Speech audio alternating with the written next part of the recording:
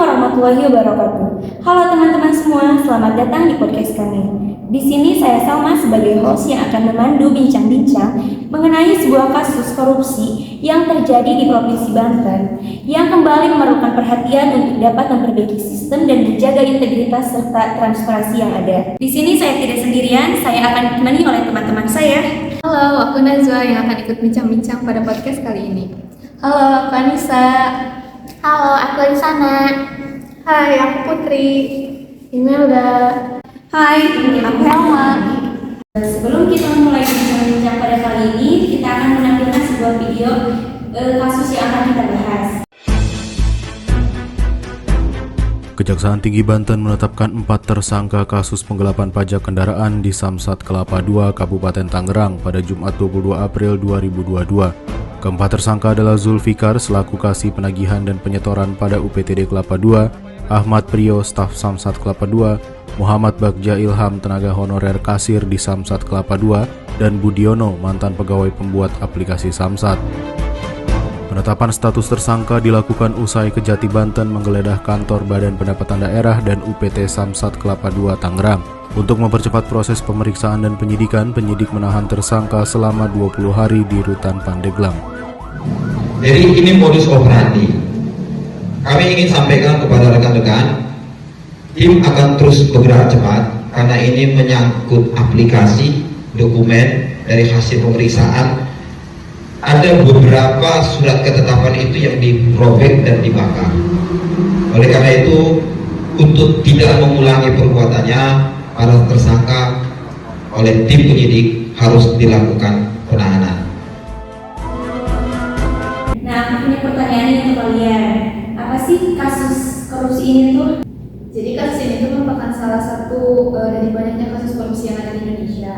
Nah, kasus ini sendiri tuh kasus korupsi yang ada di bidang pajak, di mana pelakunya itu melakukan penggelapan dana pajak kendaraan mobil yang dilakukan di Samsat Banten. Nah, para pelaku ini tuh melakukan kejahatan mereka melalui aplikasi pembayaran online Samsat Banten.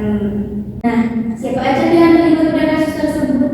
Terdapat 4 tersangka loh dalam kasus ini. Wah, tersangka banyak juga ya. Siapa aja? Banyak banget. Nah, yang pertama itu Zulfikar, di mana Zulfikar ini merupakan kasih penagihan dan penyetoran pada UPT Desa Samsat Kelapa II.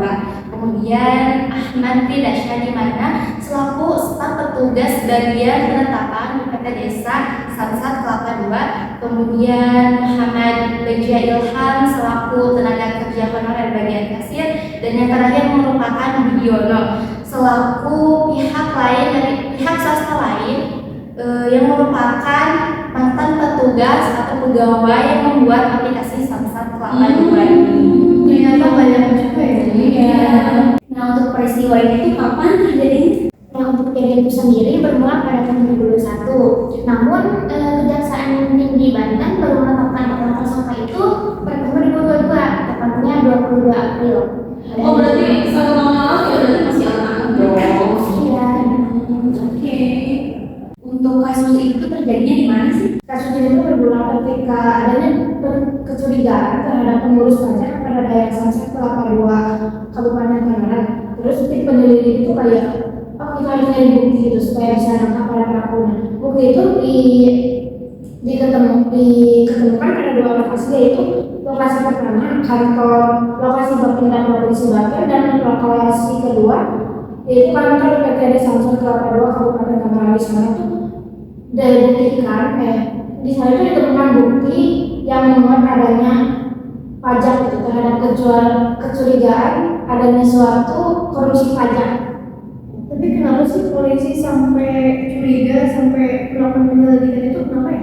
Nah, gini, aku biar kalian lebih paham nih, aku bakal ngeliatin kronologis dari kasus ini ya, sedikit gitu. Jadi kan akhir-akhir ini kan Indonesia itu kan banyak ya bermunculan kasus-kasus mengenai penyalahgunaan uang pajak oleh oknum-oknum yang tidak bertanggung jawab ya. Nah, salah satunya kan kasus yang sedang kita bahas ini ya, ini kan merupakan kasus yang masih sangat tinggi kan ya.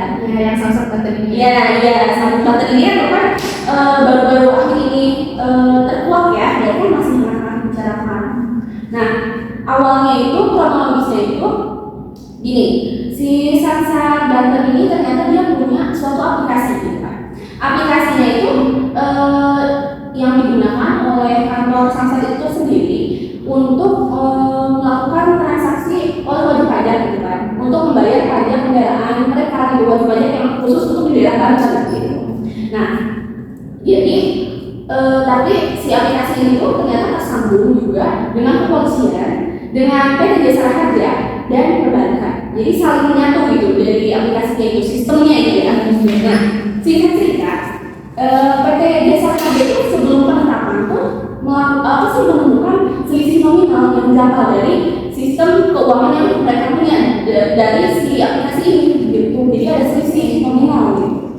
Nah, si PT Jasa Harja itu minta ke pengelola aplikasinya itu untuk menyelidiki kenapa nih bisa ada selisih gitu kan. Setelah diselidiki, di cross check terus sama si pengelola aplikasi pajak Banten ini, ternyata memang betul ada penggelapan dana dari pajak yang harus dibayarkan gitu. Selisihnya itu beda banget. Contohnya ya itu ada katanya pajak itu pajak kendaraan mobil Fortuner kalau nggak salah. Iya, Fortuner kan tahu kan ya, wah katanya itu pajaknya luar biasa ya. Iya. Yang seharusnya pajak ini itu dibayarkan senilai 50 juta, tetapi di aplikasi tersebut dijadikan rupiah gitu. Bayangkan, wah itu udah bayarnya gitu dari satu mobil aja bisa mengambil bukan mengambil ya, jadi kayak menggelapkan uang satu mobil 50 juta. Wah, nah dari situ agak kaget ya. Itu wah sangat kacau. Nah, jadi setelah itu minta di-cross-check lebih dalam lagi ke si PT Jasa Harja ini, minta lebih di-cross-check lagi nih ke aplikasi tersebut ya. Ternyata penggelapannya itu bukan 1-2 mobil, tapi bisa sampai 170 lebih mobil yang dipalsukan datanya. Banyak banget loh. 170, misalnya 170, misalnya 50 juta ada semua ya. Tapi udah ada beritanya ya kan ya, ternyata dari kasus itu kan ternyata merugikan uang negara sebesar 10,8 miliar. Wah, gila nggak sih, itu betul-betul banget ya. 10,8 miliar itu kalau misalnya kita gunakan dengan baik dan benar, itu kan pastinya udah sangat berbenefit banget bagi masyarakat ya. Karena kan yang membangun untuk kita semua juga ya, gitu. Terus lebih kagetnya lagi kan dari bahasnya ternyata yang ikut mengeluarkan dananya itu ternyata orang yang bikin aplikasi dari pajak Banten tersebut gitu kan. Jadi kayak orang itu bikin aplikasi tapi mungkin punya maksud tertentu gitu. Berarti niatnya udah buruk. Iya, betul banget. Tapi kita juga harus lebih waspada juga ya. Maksudnya kayak kita kan itu dalam aspek aplikasi gitu loh. Aplikasi aja masih bisa kita bohongin gitu ya. Apalagi sistem-sistem pajak yang masih menggunakan kertas. Artinya, wah, udah nggak akan bisa cross-check lagi guys. Lebih berhati-hati lagi. Iya, gitu sih menurut aku yang aku baca. Nah, itu kenapa sih bisa terjadi gitu? Ini kan sedang berbicara mengenai tindak pidana korupsi.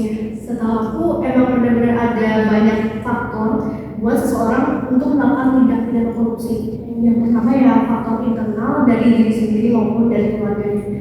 Ya bisa jadi mungkin diri dia itu apa ya, kayak serakah, punya sifat tamak yang dia udah mendapatkan ini, udah dapat gaji segini tapi merasa kurang gitu. Ini kan mungkin kalau kerja di perpajakan itu emang godaan besar banget ya, soalnya kan dengan keuangan Iya, memang godaan besar. Terus emang sifat dari diri sendirinya itu udah serakah.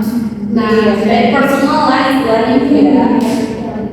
Selain dari emang dari sifat tamak itu kan mungkin gaya hidup dia sendiri sama gaya hidup keluarganya emang kayak hedon atau boros. Nah, gaji dia itu mungkin tidak mencukupi sehingga dia harus nyari yang lebih lagi. Iya, dan kesempatan ada di depan mata gitu ya. Tapi dengan cara yang tidak baik, dia merugikan orang lain. Nah, lalu untuk faktor eksternal mungkin kayak dari aspek hukum, mungkin negara kita kan masih belum Minim ya, iya. masih belum apa ya? Belum aja mungkinnya istilah asalnya ya. Koruptor itu hukumannya tuh cuma sedikit. Nah, mungkin dia berpikir, wah apa ini gue Masih aman kan gitu kan.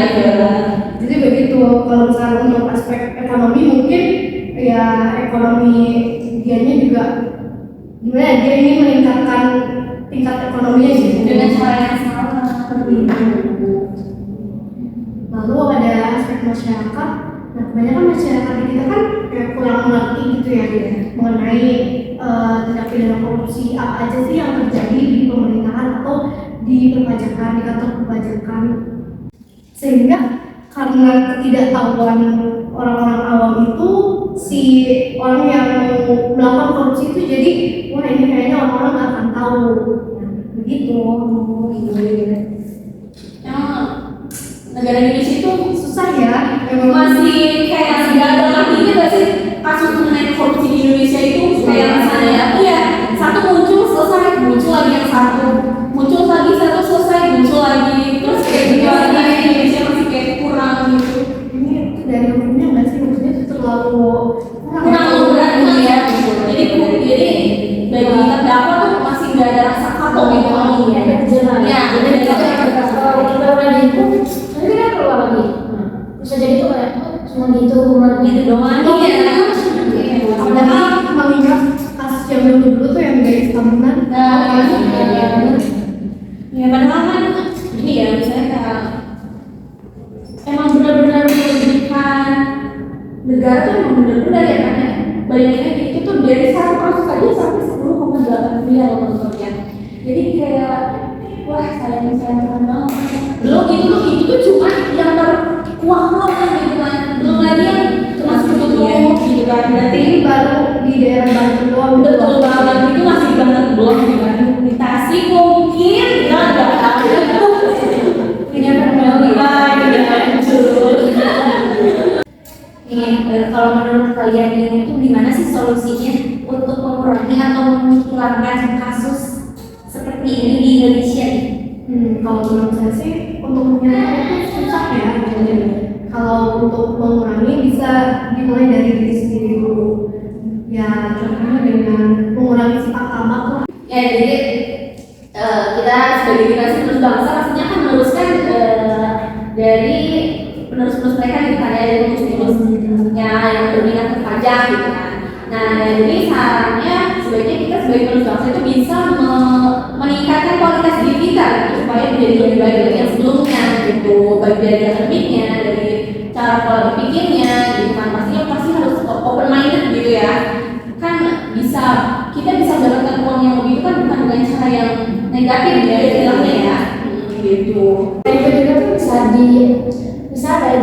dengan hukum gitu. Hukum diperbaiki kayak jangan terlalu enteng ya enteng gitu makanya kalau jadi kayak berat sekali gitu atau enggak bikin mereka jerah atau mungkin ya yang paling buruk hukum mati wah iya kalau penjara seumur hidup kan kayak dia masih hidup gitu soalnya kan banyak bisa juga bisa melakukan apa-apa gitu. nah tapi kan katanya ya kakaknya ya ini masih simpang siur juga ya katanya kalau di penjara itu yang kasus pajak itu ternyata katanya beda kelas iya itu benar gak sih katanya banyak orang yang bilang kayak gitu juga ya ternyata harusnya juga misalnya bisa meratakan lah maksudnya kayak fasilitas penjaranya juga iya maksudnya kayak ya jangan tentang seharusnya kan kejahatan korupsi ini kan udah sangat-sangat fatal banget ya bisa disamaratakan dengan kekerasan istilahnya ya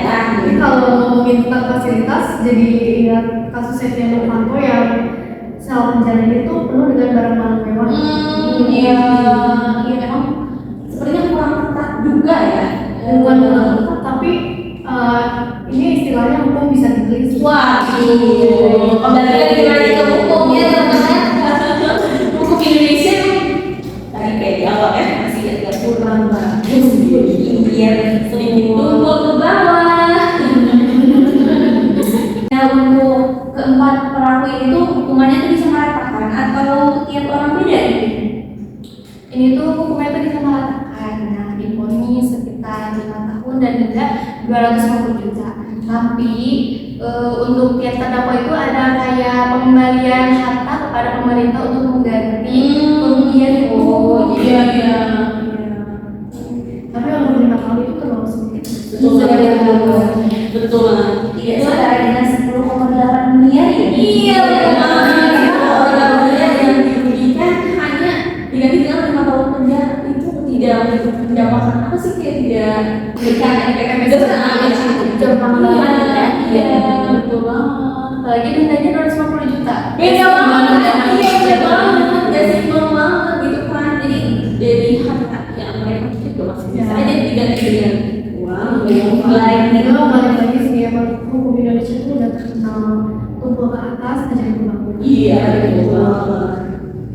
Nah, untuk kesimpulannya, dari sekian banyak kasus korupsi di Indonesia ini, salah satunya korupsi yang terjadi di Provinsi Banten yang sudah ditangani dan divonis hukuman denda 250 juta dan 5 tahun penjara ya. Iya. Nah, untuk podcast kali ini dicukupkan. Terima kasih kepada teman-teman yang sudah menemani saya berbincang-bincang mengenai kasus ini. Iya, sama-sama.